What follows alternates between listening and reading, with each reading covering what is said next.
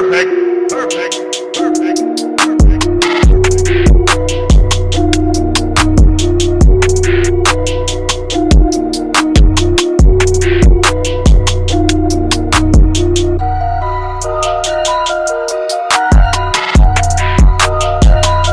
Baru-baru ini Mike Tyson viral di sosial media karena memposting video di akun Instagramnya. Kabarnya Mike Tyson siap kembali naik ring tinju untuk pertandingan amal.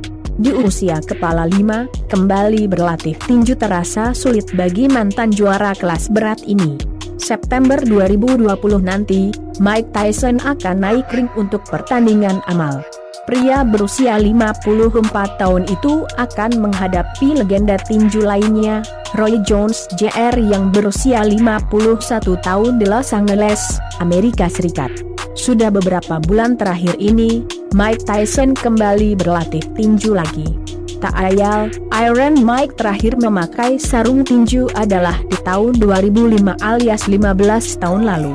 Kala itu Mike Tyson menghadapi Kevin McBride.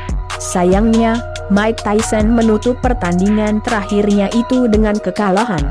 Dilansir ESPN, Mike Tyson bercerita soal dirinya yang kembali berlatih tinju. Dia mengungkapkan, sungguh berat. Berat, sungguh berat. Bahkan badan saya sakit-sakit semua, katanya. Saat memakai sarung tinju lagi dan melepas pukulan, badan saya seperti terdongkrak, lanjut Mike Tyson. Sudah sekitar 3 bulan, Mike Tyson berlatih tinju dengan teratur. Berat badannya turun dan gerakannya bak kembali lagi.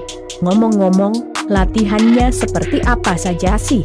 Saya melakukan cardio selama 2 jam, treadmill selama 1 jam, angkat beban ratusan repetisi, dan 30 menit masuk ke ring, jawab Mike Tyson. Saya kembali melakukan gerakan kombinasi dan wow, itu sangat menyakitkan. Seperti, kamu digebukin 3 orang, tambahnya. Video latihan tinju Mike Tyson pun kerap diposting di Instagram pribadinya. Menurut kamu, Mike Tyson sudah kembali gahar lagi belum?